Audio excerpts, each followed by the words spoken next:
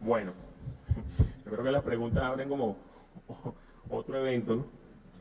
Eh, Fíjate, bueno, yo creo que, bueno, evidentemente vivimos en una sociedad autoritaria, no entramos a definirla, no era el objetivo del taller, y además con una desviación hacia altamente autoritaria, ¿no? Que se fue, quizás en el 2015 fue el quiebre principal donde entramos en un proceso de consciente donde la coalición de gobierno decidió, bueno, ir hacia un proceso de control hegemónico del poder. Podemos discutir si antes de eso habían expresiones, pero bueno, yo creo que en el 2015 fue que hubo un quiebre importante en ese sentido y pasamos a esa construcción que nos comentaba Javier, de un país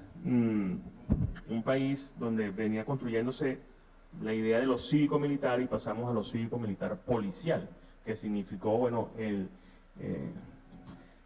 control territorial en todos los aspectos, ¿no? Utilizando el aparato estatal, utilizando todo lo que son los beneficios económicos que podían llegar y utilizando una serie de infraestructuras que fueron diseñadas para el ejercicio del control. Eso es así. Ahora, ¿cómo desmontar eso? Pues es difícil decirlo aquí en una respuesta, ¿no? Yo creo que pasa por cambiar, primero que nada, la cultura política. Por eso, respondiendo al otro amigo que decía, ¿estamos en transición? Bueno, yo creo que no. O sea, la transición, si entramos desde el punto de vista técnico-politológico a analizar lo que es la transición, para que podamos decir que hay un escenario de transición, tiene que haberse dado antes que nada un proceso de liberalización de derechos. Pregunto yo, en Venezuela ya se dio ese proceso de liberalización de derechos que trae consigo la participación activa en la política de un sector de la oposición. Yo creo que todavía no hemos llegado a eso. ¿Pudiésemos llegar a eso? Ojalá. Ojalá, pues todos los procesos, y aquí todos los procesos de democratización a través de transiciones. Recuerden que hay al menos tres formas clásicas de ver la transición, ¿no? Está la transición por reforma, de la que nos habló los casos históricos que nos señalaba Inés, que es donde la transición viene desde propios actores de la coalición de gobierno, bien sea por una decisión política o bien sea porque hubo una muerte y pero bueno, es dentro de la coalición dominante de gobierno donde se genera este proceso de liberalización de derechos y luego de transición.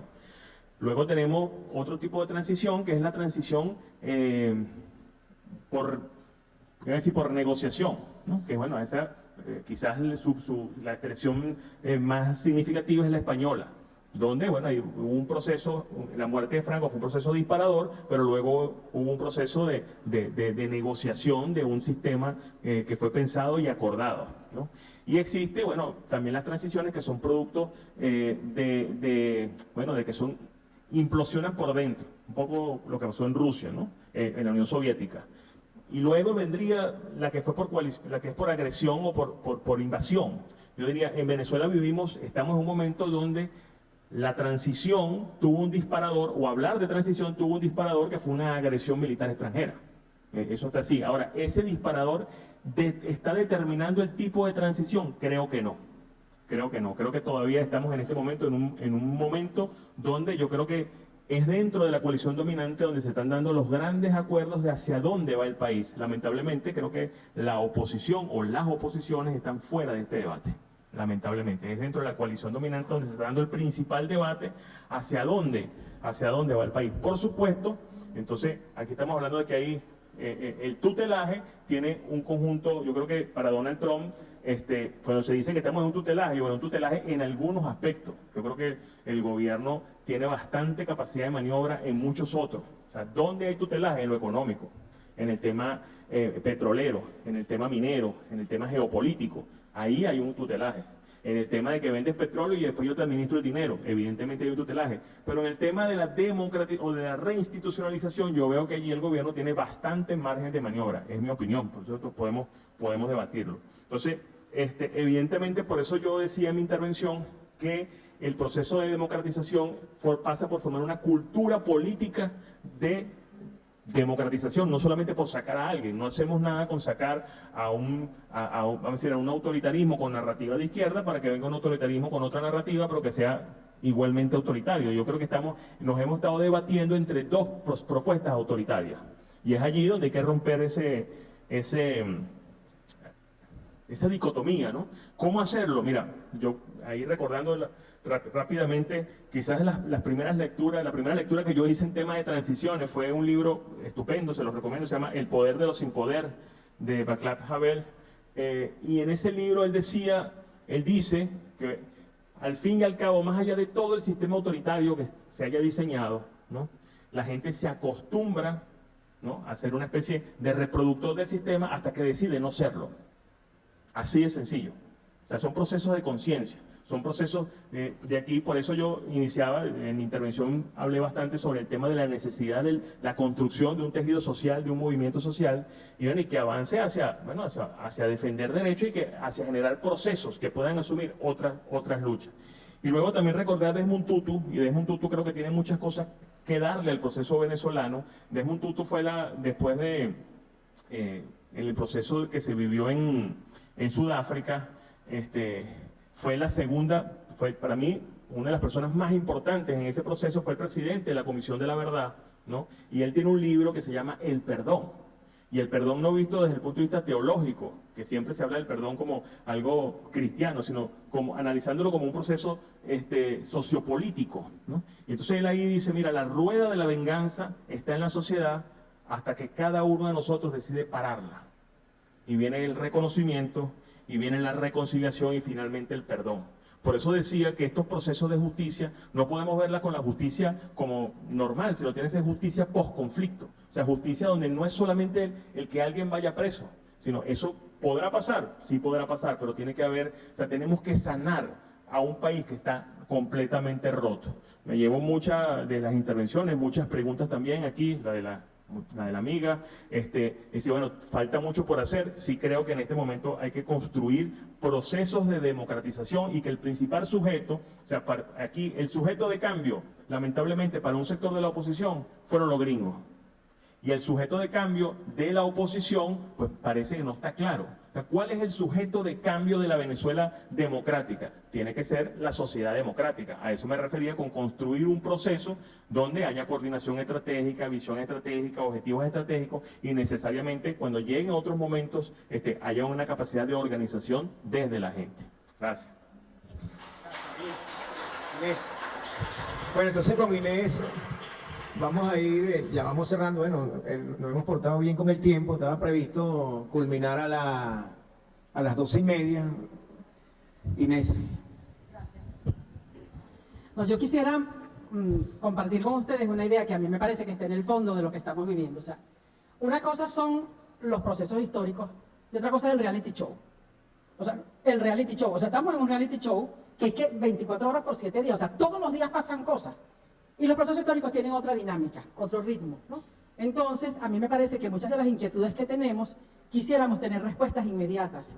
Y la historia no funciona así. O sea, la historia funciona en un proceso que, bueno, que toma su tiempo. Y por eso los historiadores solemos andar por ahí más tranquilos en la vida, porque, bueno, yo les puedo decir que yo duermo completo, porque entiendo que la cosa no va de para mañana, sino que, bueno, que esto toma su tiempo. Y en ese sentido, creo que hay un ejercicio muy importante que significa mucho para lidiar con la realidad, con este reality show en el que nos encontramos, que es entender que los antagonismos que son visibles, o sea, no son permanentes. ¿De qué manera? O sea, yo creo que, bueno, obviamente hay rasgos de una sociedad autoritaria que históricamente los podemos reconstruir, pero lamentablemente no tenemos la misma conciencia de la sociedad civil que tenemos de la conciencia que tenemos respecto a la conciencia de esa sociedad autoritaria. Entonces, un ejercicio que a mí me parece que es importante para lo que significa la reconstrucción del diálogo, para lo que necesita el proceso interior que tenemos que vivir cada uno de nosotros para transformar nuestra actitud polarizada en una actitud de convivencia,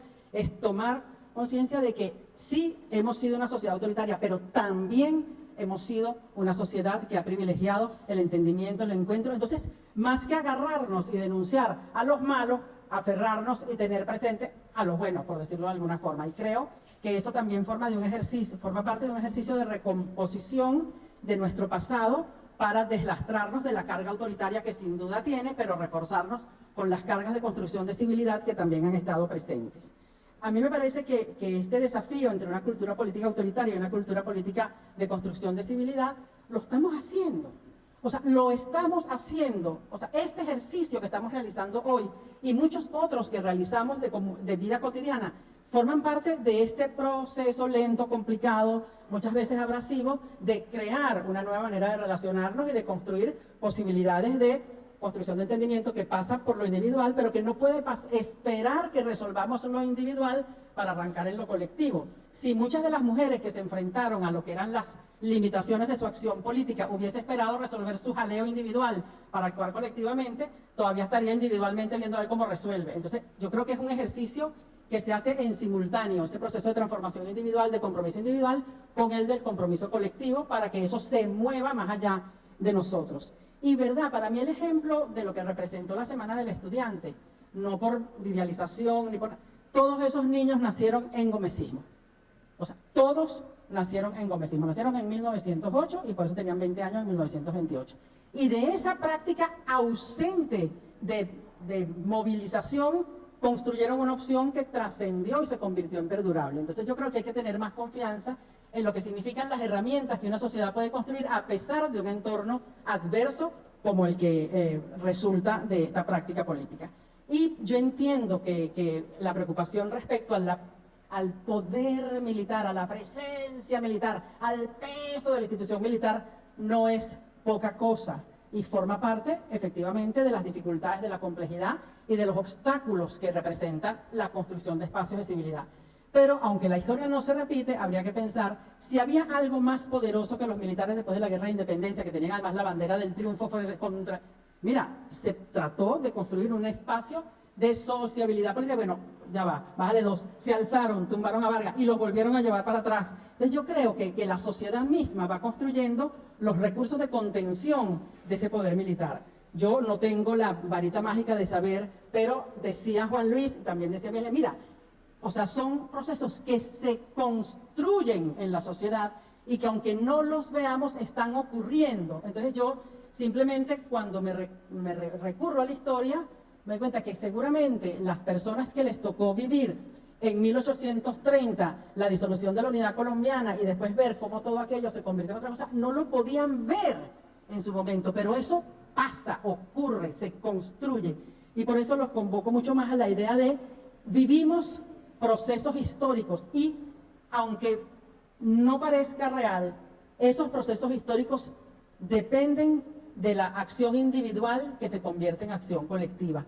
Y eso es lo que permite que esa agenda, lo que decía Juan Luis, o sea, el hecho del 3 de enero forma parte de una agenda que no es nuestra, pero nosotros tenemos que construir la agenda que sí nos pertenece y que podemos manejar como sociedad. Y yo, verdad, creo, como historiadora y responsablemente digo, que los venezolanos del pasado lo lograron. Los venezolanos del presente estamos en camino de lograrlo y esa es la invitación. O sea, que de aquí salgamos inspirados en los protagonistas del pasado que fueron capaces de irrumpir contra el momento histórico que les tocó vivir para construir el momento histórico del futuro que querían vivir.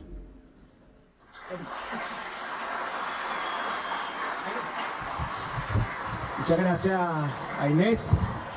Bueno, antes de pasar a los panes, quiero agradecerle un aplauso y darle un aplauso a Ever, que nos ha apoyado aquí técnicamente en la mañana de hoy, pues en esta maravillosa sala. Bueno, saludar nuevamente, bueno, darle también las gracias y felicitar a los estudiantes que nos están acompañando el día de hoy. Bueno, muchas gracias por su presencia y bueno, y a todos los amigos que nos acompañan, la China, Leonor, bueno, y otros que no he nombrado, porque me he encontrado aquí con muchos amigos que tenía años que no los veía y los estoy viendo en este momento. Entonces, muchas gracias a nuestros ponentes, Miguel Ángel, Inés, Juan Luis, y al equipo, bueno, que también ellos son parte del equipo de la cátedra. Tendremos un próximo ciclo de foros sobre un tema muy importante, que es el tema sobre los derechos humanos. Los estaremos invitando para ese encuentro. Y ahora sí, pues vamos a pasar a compartir ese pequeño refrigerio y bueno, nos veremos próximamente. Gracias a Marco, que nos ayudó también aquí con la grabación de este evento. Y bueno, hasta la próxima vez.